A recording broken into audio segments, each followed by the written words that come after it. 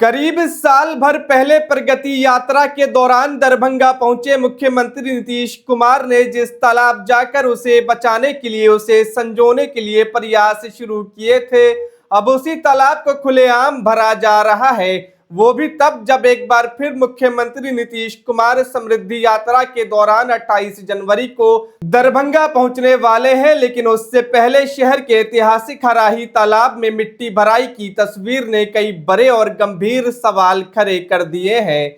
सवाल ये कि आखिर तालाब को भरकर इसे कैसे बचाया जा सकता है। सवाल ये कि आखिर ये संरक्षण है या फिर अतिक्रमण। ये सवाल कोई और नहीं बल्कि तालाब बचाओ अभियान समिति उठा रही है कि आखिर कैसे नियमों का उल्लंघन कर हराही तालाब के दक्षिणी छोर पर मिट्टीकरण का काम हो रहा है। उन्हें आशंका है कि कहीं ये अतिक्रमणकारियों को बचाने की साजिश तो नहीं। आपकी जानकारी के लिए बता दें कि फिलहाल हराही, दिग्गी और गंगा सागर को जोड़कर उसके सौंदर्यीकरण की जिम्मेवारी बुडको के पास है, जिसका विरोध लगातार तालाब बचाओ अभियान समिति कर रही है।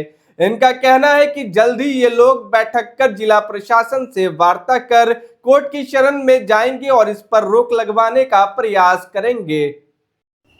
अभी देख रहे हैं कि मुख्यमंत्री नीतीश कुमार 28 जनवरी को दरभंगा आ रहे हैं, लेकिन उससे पहले प्रगति यात्रा के दौरान जिस तरीके से हराही तालाब के संरक्षण का मामला उन्होंने उठाया था, देखा था कि आज वहाँ मिट्टी भरा जा रहा है। मिट्टी भराई कितना उचित है? बिल्कुल गैर ये कानूनी है और माननीय उच्च न्यायालय के आदेश का उल्लंघन है। और आपको पता होगा कि पिछले वर्ष माननीय मुख्यमंत्री जब उसी तालाब पर में आए थे प्रगति यात्रा के दौरान, तो उनके ही द्वारा घोषणा किया गया था कि तीनों तालाब को जोड़ करके बिहार का सबसे बड़ा तालाब बनाना है। और उससे पीछे हम ले जा रहे हैं 1960 के बिहार गजेटियर की ओर हम ध्यान आकृष्ट कराना चाहेंगे कि तीनों तालाब की जीर्णोद्धार की बात उठी और उसके बाद से लगातार तालाब जीर्णोद्धार के बदले उसका इंक्रोचमेंट होता रहा। आप लोगों को यह भी पता होगा कि दरभंगा के लिए यह तालाब अति महत्वपूर्ण है। अति महत्वपूर्ण इसलिए है कि एक साथ गंगा सागर, हराही और दिग्गी तीनों तालाब को जोड़ करके अगर देखते हैं हम लोग, तो ये लगभग 800 से 1000 साल पुरानी तालाब है। और तीनों तालाब का जो कनेक्टिविटी है दरभंगा जिला को की भौगोलिक दृष्टि से अगर देखा जाए तो पूरब में कमला और उत्तर में कमला, इसी तरह से आपको पश्चिम में बागमती नदी, और ये तीनों तालाब एक दूसरे से जुड़ी हुई थी पहले भी।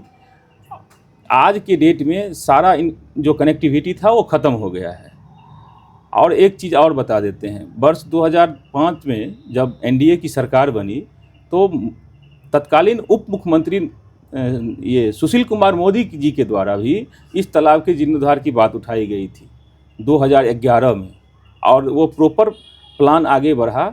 लेकिन यहाँ के लोगों की, यहाँ के जिला प्रशासन हो या जनप्रतिनिधि हो या शासन प्रशासन में जो भी इस बात के लिए जिम्मेवार हों, मैं नाम लेना उचित नहीं समझता हूँ, क्योंकि इसके लिए मैं सबों की सामूहिक जिम्मेदारी मानता हूँ।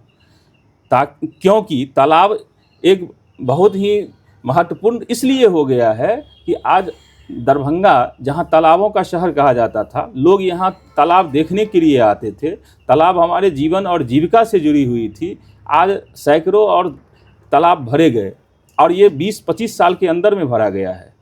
हमारे पास में यही 3 तालाब आज देखने के लिए मिला है, बचा हुआ है। अगर यह तालाब नहीं बचा तो दरभंगा तालाब के नाम पर में विलुप्त हो जाएगा।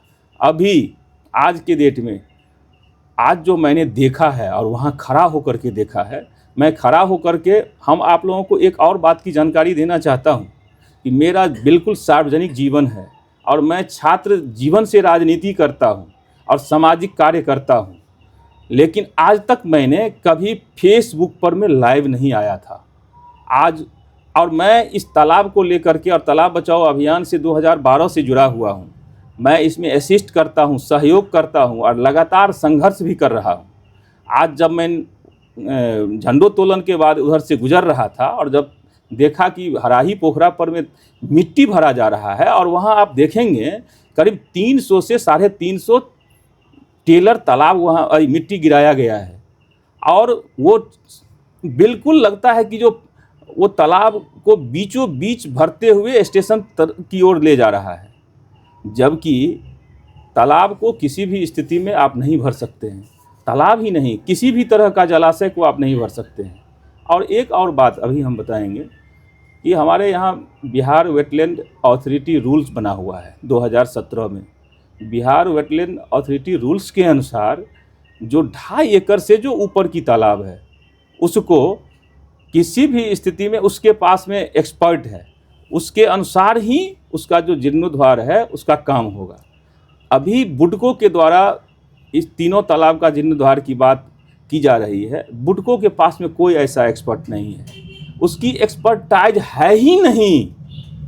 बुडको को केवल और केवल कहीं न कहीं कोई सत्ता में बैठे हुए लोग लूट खसोट मचाने के लिए, और जो मुख्यमंत्री जी की जो घोषणा है, उनकी घोषणा की बलि को मतलब क्या कहते हैं, हत्या करने के लिए बुडको को दे करके और यहाँ तालाब को सर्वनाश करने का काम किया जा रहा है।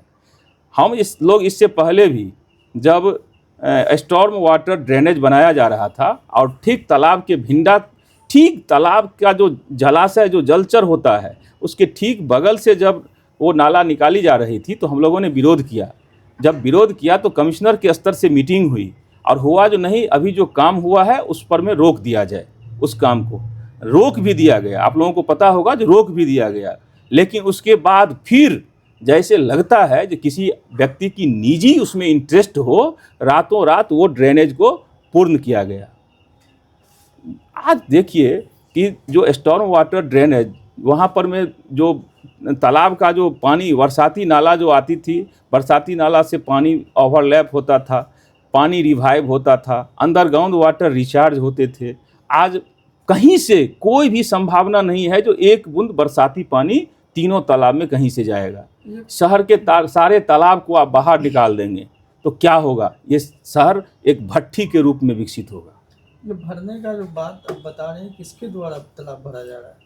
हमें जो पता चला है उसके अनुसार बुडको कंपनी के द्वारा भरा जा रहा है, और उसी के कुछ कार्यकर्ता को हमको देखने से भी लगा जो वही लोग हैं, कोई निजी व्यक्ति। क्या है फिर? बुडको तो चूंकि सरकारी संस्था मानी जाती है। पर्पस जो हमें लगता है कि सरकार बहुत सारे तालाब का आप देखेंगे जो 2017 के आसपास में यहाँ बाला मुरुगन डीएम साहब थे, और हम लोग 2014 में एक मेमोरेंडम कुमार रवि के समय में तीनों तालाब के जीर्णोद्धार को लेकर के दिया था, और एक प्रस्ताव भी दिया था, एक्सपर्ट का नाम भी दिया था। उसमें कई आईआईटी कॉलेज के प्रिंसिपल और प्रोफेसर थे जो जल और जलाशय को लेकर के तालाब के बिल्कुल एक्सपर्ट हैं। तो उनके द्वारा जो प्रपोजल तैयार हुआ था, उस प्रपोजल के साथ हम लोगों ने डीएम साहब को दिया और कई रिमाइंडर भी किया, लेकिन काम बढ़ा थोड़ा। लेकिन बाला मुरुगन डी जब आए तो सारे तालाब पर में जो इंक्रोचमेंट था उसको उन्होंने चिन्हित किया, और चिन्हित करा करके खाली कराने का काम भी शुरू हुआ था। जब शुरू हुआ तो उनकी ट्रांसफ़र हो गई, और हराही पोखरा पर में सबसे ज़्यादा इंक्रोचमेंट जो था उसको खाली कराने का काम हुआ था। आप लोग देखे होंगे जो स्टेशन के सामने में बड़ी बड़ी होटलें को तोड़ दिया गया था, आज भी टूटी हुई है। और दक्षिण वाला भिंडा पर में लगभग 60% मकान जो था उसको ध्वस्त किया गया था, थोड़ा बहुत छज्जी वगैरह को तोड़ा गया था। हम लोग आँख से देखा है उस चीज़ को। अब है क्या कि फिर जो 60% जो इंक्रोचमेंट हटा था वो सारा इंक्रोचमेंट फिर वो हो गया, उसी तरह से अतिक्रमण हो गया, लोग निजी लोग घर बनाए हुए हैं। तो आप जब देखेंगे जो दक्षिण वाला भिंडा जो है उससे एक सड़क गुजरती है, और सड़क के उत्तर में और तालाब के दक्षिण में जितना भी मकान है वो सारा तालाब के भिंडा पर में है। तालाब का भिंडा आहर माहर आप किसी भी स्थिति में उसको इंक्रोच नहीं कर सकते हैं। अगर तालाब का भिंडा नहीं रहेगा तो तालाब का अस्तित्व ही नहीं रहेगा।